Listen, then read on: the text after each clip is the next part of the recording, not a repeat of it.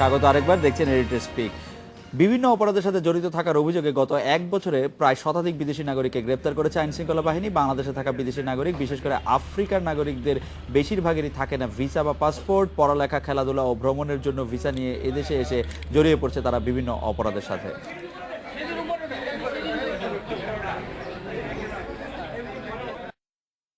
5ই October রাজধানীর উত্তরায় খুন করা হয় স্কুলছাত্র জুবায়েরকে। এই ঘটনায় জড়িত থাকার অভিযোগে গ্রেপ্তার করা হয় আলজেরিয়ান নাগরিক ওবায়দ কাদেরকে। গত বছর 23শে ডিসেম্বর অবৈধ ভিওআইপি ব্যবসার সঙ্গে জড়িত থাকার অভিযোগে 37 জন চীন ও তাইওয়ানের নাগরিককে গ্রেপ্তার করে র্যাব। এর আগে 11ই সেপ্টেম্বর জাল ডলার ও ডলার তৈরির সরঞ্জাম সহ 3 নাইজেরিয়ানকে গ্রেপ্তার করে গোয়েন্দা পুলিশ। সর্বশেষ শুক্রবার গ্রেপ্তার হয় নাইজেরিয়া, গাম্বিয়া, উগান্ডার নাগরিক সহ বিভিন্ন দেশের 31 জন।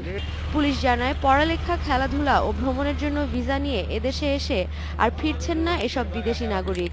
এরপর জড়িয়ে পড়ছে বিভিন্ন অপরাধ কর্মকাণ্ডের সাথে। 450 গ্রাম কোকেইন সহ একজন বিদেশি নাগরিক তাকে গ্রেপ্তার করেছিলাম এবং এখানে আমরা লক্ষ্য করছিলাম যে তিনি মূলত বাংলাদেশকে মাদক পাচারের একটি রুট হিসাবে ব্যবহার করছিল। জাল ডলার, এরা যে কাজটি করে যে হয়তো একটি অরিজিনাল ডলার থাকে এবং পরবর্তীতে তিনি জাল ডলার তৈরির নামে বিভিন্ন লোককে প্রতারিত করেন। বিদেশিদের বাড়ি ভাড়া দেওয়ার আগে তার পাসপোর্ট, ভিসার মেয়াদ ইত্যাদি বিষয়ে সতর্কতার সাথে পরীক্ষা করার পরামর্শ দিয়েছে পুলিশ। যারা বাড়ির মালিক আছেন, সাময়িক হয়তো তিনি কিছু নর্মাল যে টাকা থাকে বাংলাদেশে যিনি ভাড়া দিলেন, সে তার থেকে হয়তো কিছুটা বেশি ওখান থেকে পেলেন।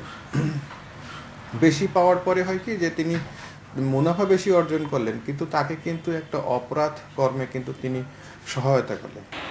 অবৈধভাবে বসবাস ও বিভিন্ন অপরাধের সাথে জড়িত বিদেশি নাগরিকদের বিরুদ্ধে কেবল রাজধানীতেই না, সারা দেশেই অভিযান চলবে বলে জানিয়েছে police. Sadia Afrin, independent news, Dhaka. এই বিষয়ে কথা বলতে আমাদের সাথে যোগ দিচ্ছেন ঢাকা মেট্রোপলিটন পুলিশের উপকমিশনার কৃষ্ণপদ রায়। জনাব কৃষ্ণপদ রায়, প্রথমে জানতে চাইব, সর্বশেষ শুক্রবার যাদের গ্রেফতার করা হলো, যে 31 জনকে গ্রেফতার করা হয়েছে বিদেশি নাগরিক, তারা আসলে কি ধরনের অপরাধের সাথে সম্পৃক্ত ছিলেন বলে এখন আপনাদের কাছে খবর আছে? জনাব কৃষ্ণপদ রায়।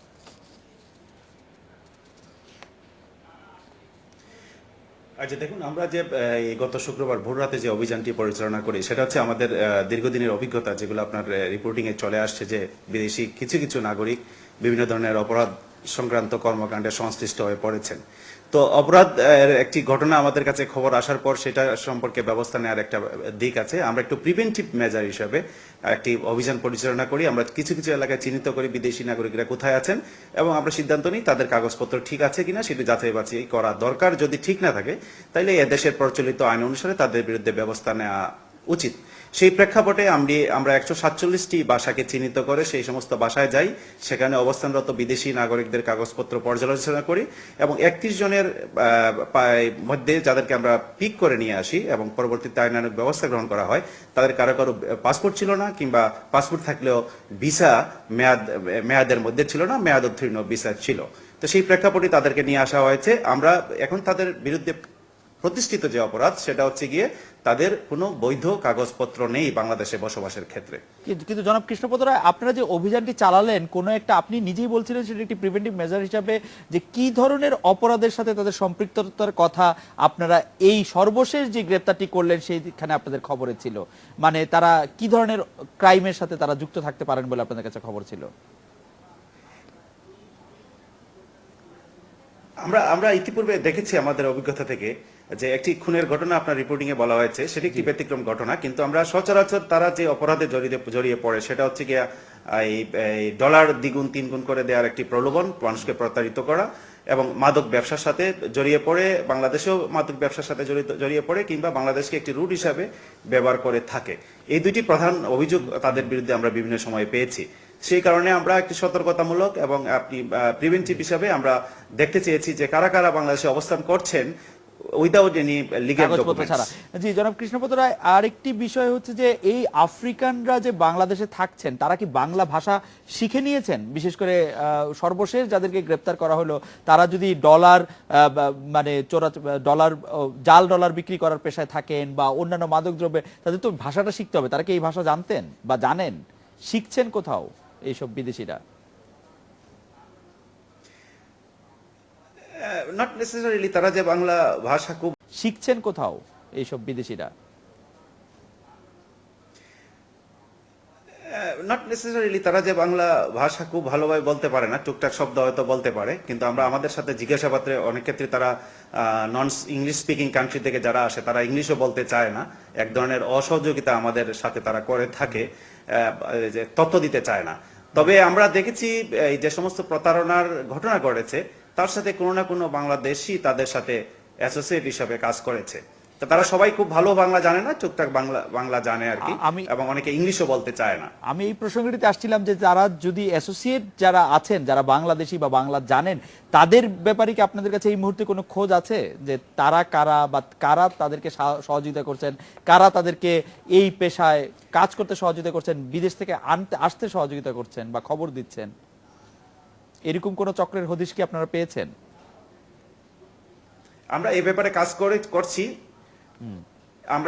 কাজ করছি। ইতিপূর্বে যে সমস্ত ঘটনার প্রেক্ষিতে মামলা দায়ের হয়েছে সে সমস্ত ক্ষেত্রে আমাদের বাংলাদেশি কিছু লোকের সহযোগিতার প্রমাণ আমরা পেয়েছি। তাদের বিরুদ্ধে ইতিপূর্বে আইনানুগ ব্যবস্থা গ্রহণ করা হয়েছে।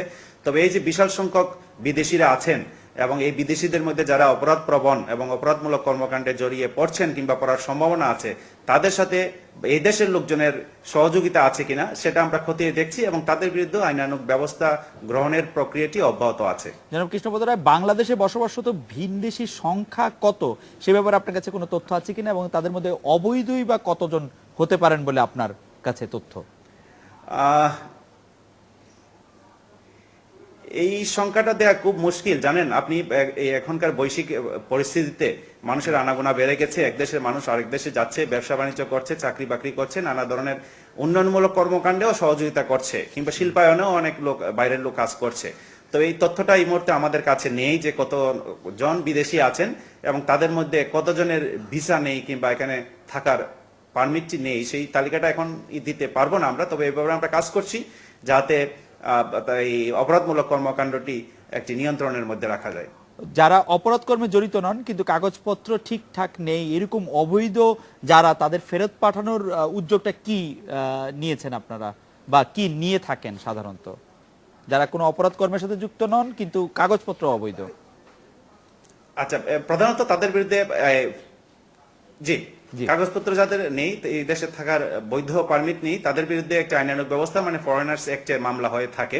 সেখানে সর্বোচ্চ 5 বছরের কারাদণ্ড হতে পারে, জরিমানা হতে পারে। আর ফেরত পাঠানোর ব্যাপারটা আসলে যারা দেশে অলরেডি চলে আসছেন তাদের ব্যাপারটি তত সহজ নয়, কারণ এই ব্যাপারে সরকারি লেভেলে একটা যোগাযোগের ব্যবস্থা নিতে হবে। যদি সরকারি লেভেলে সাড়া না পাওয়া যায় সেক্ষেত্রে আমরা বিভিন্ন এনজিও, বিশেষ করে IOM আছে, তাদের মাধ্যমে আমরা ফেরত পাঠানোর উদ্যোগ নিতে পারি। আর তাৎক্ষণিকভাবে এয়ারলাইন্স গুলো এই এয়ারপোর্টে আসার পর যদি দেখা যায় যে তার বৈধ কাগজপত্র নেই, সেক্ষেত্রে বহনকারী এয়ারলাইন্স তাদেরকে ফেরত নিতে বাধ্য। কিন্তু একবার দেশের মধ্যে ঢুকে পড়লে কোনো এয়ারলাইন্স তাকে ফেরত নেবে না। সেক্ষেত্রে সরকারি যোগাযোগ, সরকার যদি নিতে না চায় তাহলে আমরা এনজিও এর মাধ্যমে তাদেরকে ডেপোর্ট করার একটি উদ্যোগ নিতে পারি। জনাব কৃষ্ণপদ রায়, আপনাকে অনেক ধন্যবাদ। এবার একটি বিরতি, ফিরছি একটু পরে।